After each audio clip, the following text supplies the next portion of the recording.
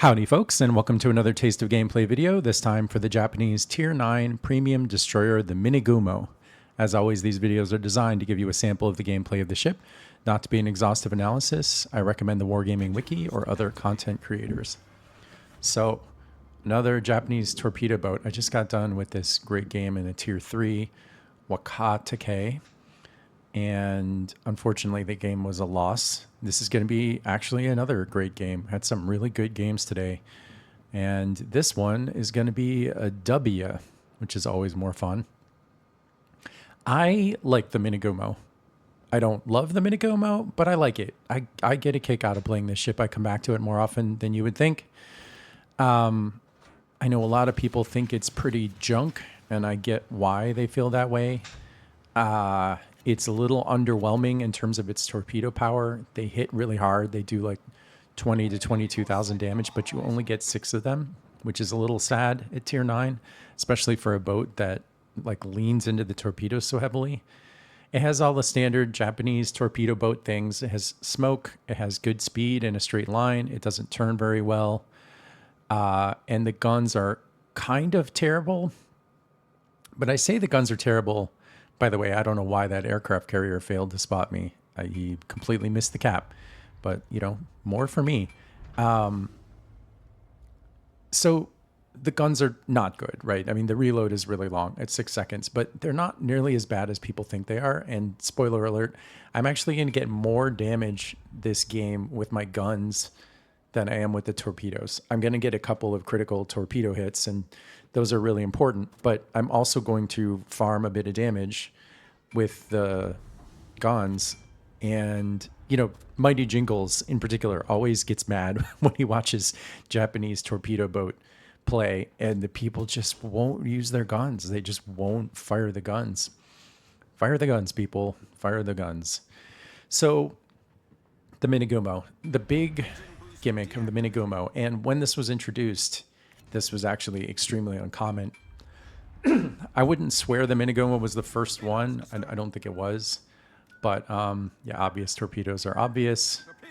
That's why I'm exiting this cap. And here we go. Gunshot number 1. Getting a little damage on that Orage, I guess, because it's French. But I mean, that was 2.8K on that destroyer. That's not bad. I mean, the reload's bad, but, you know, the alpha's not bad. Anyway, the big gimmick in the Minegumo is that it has 2 different kinds of torpedoes, and it can choose between them at game time, like during the game. And that's really cool.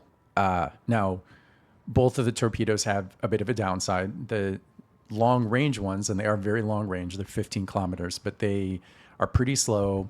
They get spotted from space. They still do a lot of damage, but they're really only good at like zoning out battleships and maybe aircraft carriers, right? The other torpedoes are way better, and they go like 86 knots, I think. They still do an incredible amount of damage. They have much lower detection, but they only go 6.5 kilometers. But when you combine the two, it's actually pretty flexible and useful.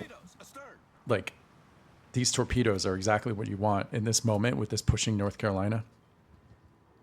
He should know, by the way, torpedoes are coming from the Minegumo, but spoiler alert, he does not realize they're coming.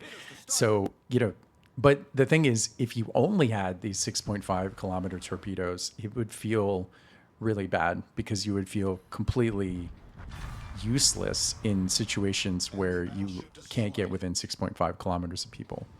So this ship would just be no fun to play if it only had those. But because it has both, you feel like you're useful in every situation. You can play the game with the 6.5 kilometer torpedoes, or you can play the game with the 15 kilometer torpedoes.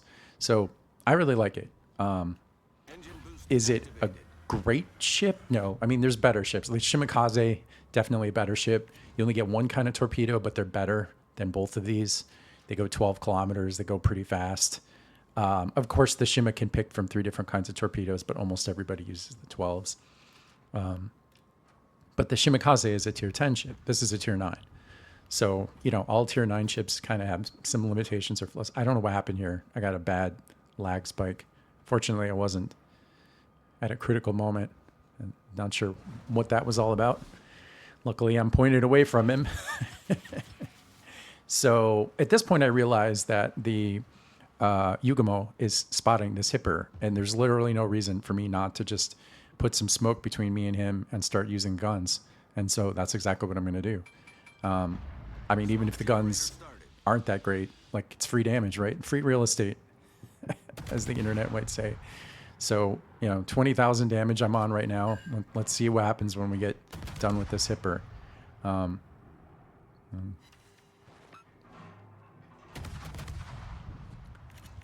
I'm even shockingly, I think, going to pull out the AP here in a second, believe it or not. This hipper, man. I don't know what his plan was, but he's pushing way too many ships way too hard. This is...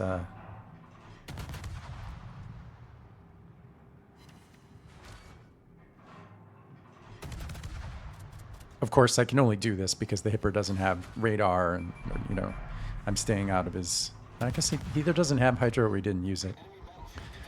So, 6K I added to the destruction of that hipper.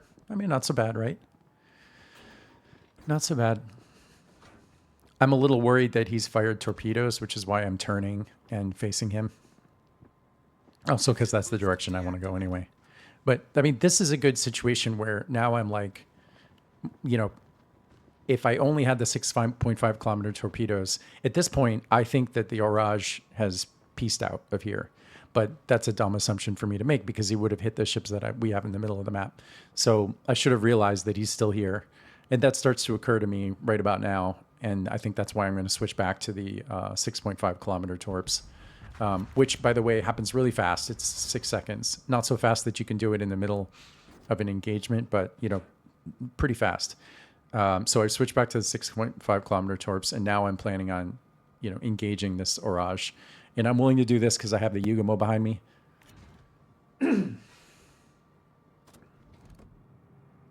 Be nice to spot. Oh, and then I do. I spot him. Okay, great. So now I know what his plan is. He's probably going to head this way because he doesn't want to fight my other destroyers. The Benson over there.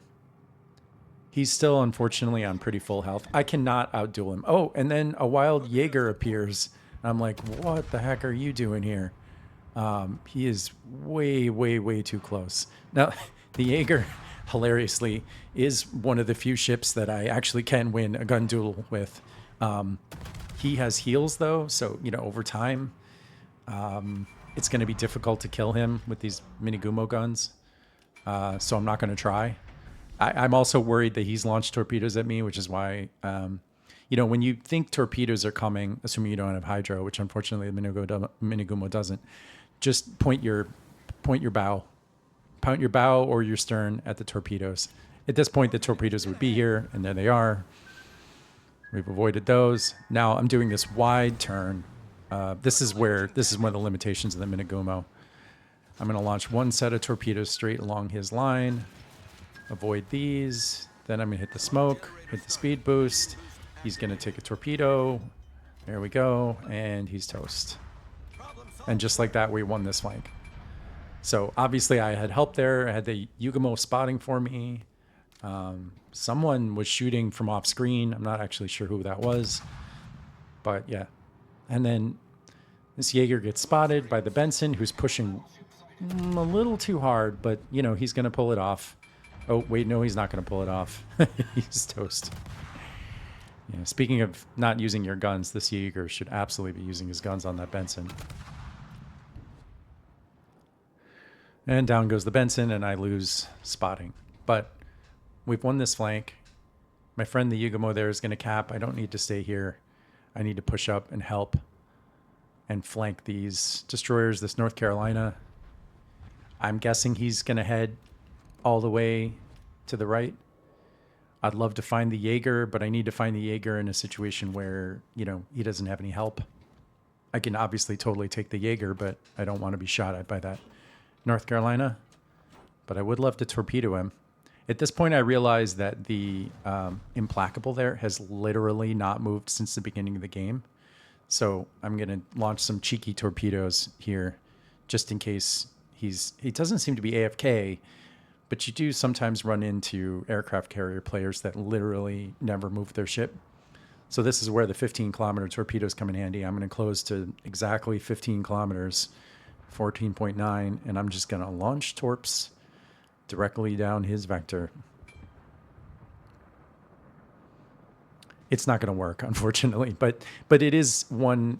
I'm pointing it out because it's one of the nice examples of, you know, the fact that the Minegumo at least has these long-range zoning torps, so you don't feel useless in situations like this. Engine boost deactivated. So, you know, I mean, 42,000 damage, 1 kill is not great numbers, but when we completely crushed our flank, and I feel like we helped our team out. We dueled that Orage. We finished off that North Carolina. And now we're back to the 6.5 kilometer torps. And the question is this North Carolina paying attention enough to realize that he cannot push this corner of the map? At this point, it's kind of 50-50. I'm like, do I launch the 6.5 kilometer torps? The thing is, if he makes a turn out, which I kind of think he's going to, then the 6.5 kilometer torps are useless. I can't get that close to him.